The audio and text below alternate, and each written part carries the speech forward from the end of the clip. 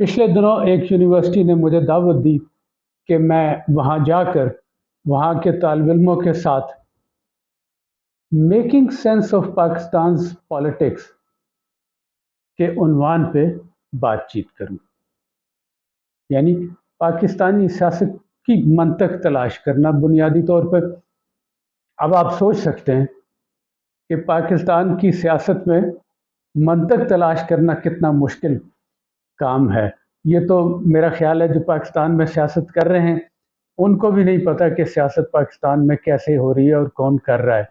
تو یہ خاصا ایک مشکل کام تھا، اور ظاہر ہے پولیٹیکل سائنس کے اسٹوڈنٹس کے ساتھ بات کرنی تھی، لیکن چونکہ ہمارا تو یہ پیشہ ہے، ہمارا کام ہے، تو دعوت نامے پہ میں وہاں گیا اور میں نے ان سے بات چیت کی۔ میں نے کوشش کی کہ کچھ اس میں سے منطق تلاش کر سکوں، تو میں نے سوچا کہ وہ منطق آپ کے ساتھ بھی شیئر کی جائے، اور پھر آپ کی فیڈ بیک سے اس کو بہتر کیا جائے اور مزید سمجھنے کی کوشش کی جائے کہ پاکستان کے ساتھ اصل میں ہوا کیا ہے۔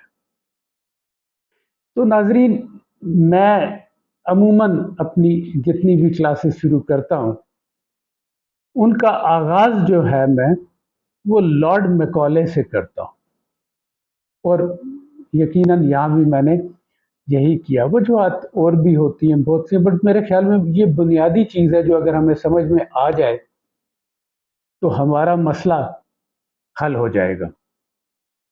اور لارڈ میکالے جو ہے، تھامس ببنگٹن میکالے، آپ کو پتہ ہے کہ برٹش پارلیمنٹرین تھے، اور جب تاج برطانیہ نے فیصلہ کیا کہ یہاں پہ انڈیا کا انتظام جو ہے ایسٹ انڈیا کمپنی سے لے کر تو حکومت برطانیہ کے حوالے کر دیا جائے، تو پھر یہاں پہ ایک سپریم انڈیا کونسل بنائی گئی جس کے ممبر کے طور پہ وہ یہاں پہ آئے تھے، اور وہ تقریباً 4 سال جو ہے 1834 سے 38 تک جو ہے وہ یہاں پہ رہے، اور انہوں نے جو ہے جہاں اور بہت سی انہوں نے اپنی سفارشات پیش کی، اس میں ایک بڑا صحرا ان کو جو جاتا ہے وہ ہے یہاں پہ کریکلم کی تبدیلی اور انگریزی تعلیم کو رائج کرنا ہندوستان کے اندر، بر صغیر کے اندر جو ہے اس کا کریڈٹ جو ہے لارڈ میکالے کو جاتا ہے۔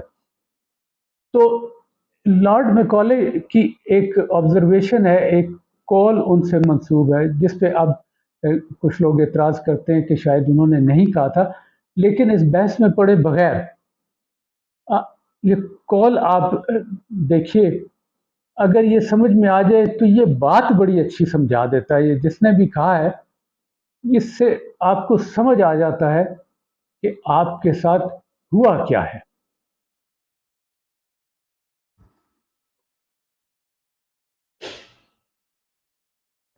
I have traveled across the length and breadth of India, and I have not seen one person who is a beggar, who is a thief. Such wealth I have seen in this country, such high moral values, people of such caliber that I do not think we would ever conquer this country unless we break the very backbone of this nation. اور یہ بہت اہم ہے، unless we break the very backbone of this nation, which is her spiritual and cultural heritage. And therefore, I propose that we replace her old and ancient education system, her culture. For if the Indians think that all that is foreign and English is good and greater than their own, they will lose their self-esteem, their native culture, and they will become what we want them, a truly dominated nation. تو یہ دیکھیے ناظرین کہ وہ کیا کہہ رہا ہے، یہ اس وقت کے آپ کو ہندوستان کی صورتحال بتا رہا ہے، اور وہ یہ بتا رہا ہے کہ یہ ایسے مضبوط اور باکردار لوگ ہیں کہ ان کو آپ پوری طرح شکست نہیں دے سکتے، ان کو آپ محکوم نہیں بنا سکتے، مگر آپ اگر ان کی تہذیب، ان کی معاشرت کو برباد کر دیں. اور وہ کس طرح ہوگا؟ تعلیم کے ذریعے. تو پھر یہ اپنی عزت نفس کھو دیں گے جب یہ سوچنا شروع کر دیں گے کہ انگریز اور انگریزی چیزیں جو ہیں وہ ہم سے بہتر ہیں. اس دن یہ واقعی ایک محکوم قوم بن جائے گی. اپنے ارد گرد نظر دوڑائیے، کیا ایسا نہیں ہوا؟ کیا یہ درست نہیں تھا اس کی سوچ جو تھی ہمارے بارے میں؟ اور انگریز نے پھر آپ کا وہی نظام شروع کیا، آپ کو انگریزی کو رائج کیا. بر صغیر میں انگریزی رائج کرنے کا صحرا، جیسے کہ میں نے بتایا، لارڈ میکالے کو جاتا ہے. انہوں نے تعلیمی نظام کے اندر تبدیلیاں کی، اور کچھ لوگوں کی، سر سید جیسے لوگوں کی کوششوں کے باوجود وہ یہ نظام جو ہے وہ پوری طرح جو ہے وہ جڑ پکڑ گیا ہندوستان کے اندر. اور پھر آپ دیکھیے کہ انہوں نے ایسے ہی لوگ پیدا کرنے شروع کیے جیسے ان کو چاہیے تھے. اور ان کو کیسے لوگ چاہیے تھے؟ کیا ان کو کوئی بہت قابل اور باکردار لوگ چاہیے تھے جو ان کے فیصلوں پہ تنقید کرتے اور ان کو بتاتے کہ یہ صحیح نہیں، یہ غلط ہے؟ ان کو تو چاہیے تھی جس کو ہم کہتے ہیں نا بابو، نوکر شاہی. ان کو وہ لوگ چاہیے تھے کیونکہ فیصلے کرنے کے لیے تو وہ خود تھے، لیکن گنتی کے انگریز آئے تھے نا، سارا ملک تو وہ خود نہیں چلا سکتے تھے. تو ان کو لوکل غلام چاہیے تھے جو ذہنی طور پہ ان کے غلام ہوں، اور وہ ہر بات جو انگریز ان کو کہے، جو ان کا سینئر، ان کا مالک ان کو کہے، وہ اپنی زبان میں باقی ہندوستانیوں تک پہنچائیں اور اس پہ عمل کو یقینی بنائیں. اس سے زیادہ ذہنی استعداد ان کو نہیں چاہیے تھی، اس سے زیادہ فہم و فراست ان کو نہیں چاہیے تھی. تو بنیادی طور پہ اس سارے نظام کا مقصد کیا تھا؟ اس کا مقصد یہ تھا، جو انہوں نے تحریراً جو اپنا مقصد لکھا، وہ یہ تھا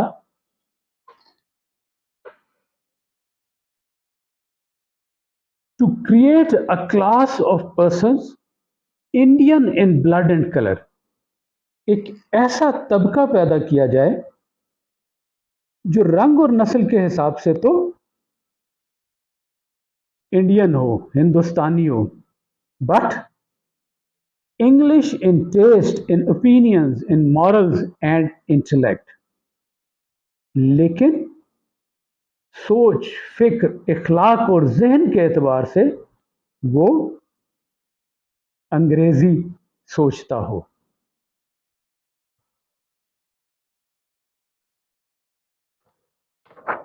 اور یقیناً پھر وہ ایسا ایک طبقہ جو ہے وہ نہ صرف پیدا کرنے میں کامیاب ہو گئے، بلکہ وہ آج تک اس طبقے کے اوپر سرمایہ کاری کر رہے ہیں، اور آگے مزید لوگ پیدا کر رہے ہیں، ان کے بچوں پہ کام کر رہے ہیں، اور یہ پھیلتا چلا گیا نسل در نسل. جب پاکستان وجود میں آیا، یا پاکستان اور انڈیا کو آزادی ملی، جیسے ہم آزادی کہتے ہیں، ذہنی طور پہ ہم آزاد نہیں ہو سکے، تو ہمارے پاس جو حکومتی اداروں کے اندر کچھ لوگ تھے جو پڑھے لکھے.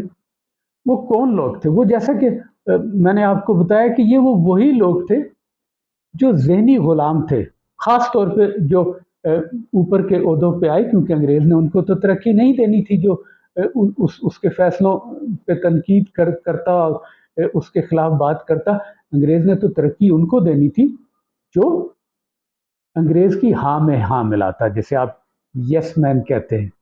تو ایسے لوگ، خوشامدی لوگ جو ہے اس وقت وہ سرکار کے اندر موجود تھے. آپ کی ساری بیوروکریسی کہہ لیں، کوئی بھی گورنمنٹ ڈپارٹمنٹ اس میں جو ہے اس کو استثنا نہیں دیا جا سکتا. وہ لوگ جب آئے، پہلے تو وہ انگریز کے حکم پہ عمل کرتے تھے، اب اتنا بڑا ملک چلانا وہ کیا کرتے؟ تو وہ اسی انگریز سے ہدایات لیتے رہے، اسی سے اپنی سمت کا راستے کا تعین کرواتے رہے اور اس کے احکامات پہ چلتے رہے، اور نیچے والوں کے اوپر جو ہے وہ مزید سختی سے حکومت کرتے رہے تاکہ کوئی جو ہے وہ ان کی محکومی کو سمجھ کے اور ان سے بہتر شخص ان کے اوپر نہ آ جائے۔ تو یہ ایک ایسا نظام بن گیا کہ جس کے اندر اچھا اور قابل شخص جو ہے اور با کردار شخص، قابل بھی ہو با کردار شخص بھی ہو، وہ اس میں اتنی اخلاقی جرت ہو کہ وہ سچ بولتا بھی ہو، ایسا شخص جو ہے وہ اس نظام میں اوپر تک نہیں جا سکتا۔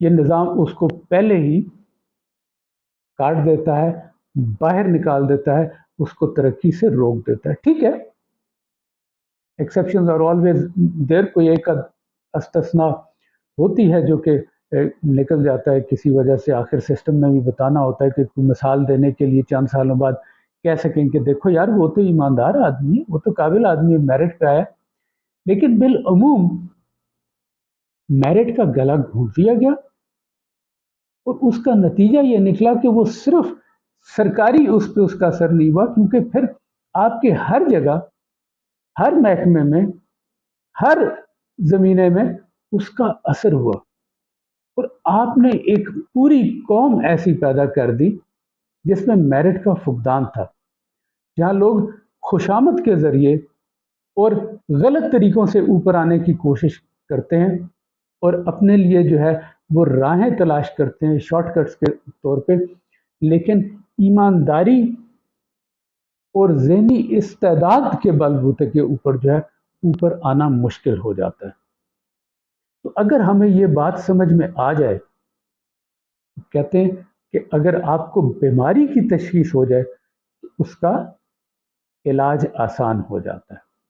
تو بیماری کی تشخیص تو ہو گئی ہے، اور ظاہر ہے کہ آپ کا تریاک بھی اسی زہر سے بنتا ہے جس سے آپ کو ڈنک مارا گیا ہو۔ تو اگر یہ بنیاد تعلیم نے خراب کی تو یہ ٹھیک بھی وہیں سے ہوتی ہے۔ اور آپ اگر دیکھیے کہ ہمارے زمانے میں جب تعلیم کی بات ہوتی تھی تو تعلیم یہ پڑھنے لکھنے کا، بابو بنانے کا اور یہ پڑھنے لکھنے کا اور نوکریاں لینے کا، تعلیم تو فہم و فراست دانش پیدا کرنے کا نام ہے اور کردار سازی کا نام ہے۔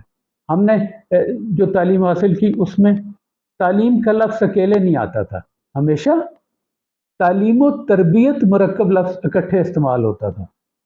ہم تو بچپن میں رسالہ بھی پڑھتے تھے تو اس کا نام بھی تعلیم و تربیت ہوتا تھا، خالی ایک تو ہم نے پہلے وہ تربیت کاٹ دیا اس میں سے، پھر ہم نے تعلیم کے معنی بھی گڑبڑ کر دیے کہ بس ڈگری لے لو، نوکری لے لو تو یہ تمہاری تعلیم ہوگی، اس میں سے کردار سازی کو نکال دیا، کیونکہ لارڈ میکالے نے بتایا تھا کہ جو ان کی معاشرت ہے، جو ان کی تہذیب ہے، جو ان کی روحانی مضبوطی ہے، اس کو ضرب لگانی ہے، اور وہ اس کامیابی سے لگائی کہ اب اگر آپ دیکھیں تو یہ پوری قوم ایسی بن چکی ہے۔ میں انتہائی معذرت کے ساتھ میں ان لوگوں سے جو دوسروں کو خوش کرنے کے لیے اور وہ سیاسی نعرہ بازی کے لیے وہ کہتے ہیں جی نہیں بڑی اچھی قوم ہے، بڑے اعلیٰ لوگ ہیں، صرف بس لیڈر اچھے نہیں ہیں ان کو، ایسا نہیں ہے۔ آپ کہیں سے دیکھ لیجیے، الیکٹریشین کو بلا لیجیے، پلمبر کو بلا لیجیے، کسی اسکول کے استاد کو دیکھ لیجیے، یونیورسٹی کے استاد کو دیکھ لیجیے، بچوں کو دیکھ لیجیے، جھوٹ بولتے پھر رہے ہیں۔ کرپشن ہمارے اندر سرایت کر گئی ہے۔ تو یہ قوم کا مسئلہ ہے، یہ چند لوگوں کا مسئلہ نہیں ہے۔ اس کو ٹھیک کرنے کے لیے بھی آپ کو قوم کی تربیت کرنی پڑے گی، کیونکہ قوموں کے اوپر حکمران ویسے ہی آتے ہیں جیسی قومیں ہوتی ہیں۔ تو فی الحال تو میرا خیال ہے اس کو ہی ہضم کر لیا جائے۔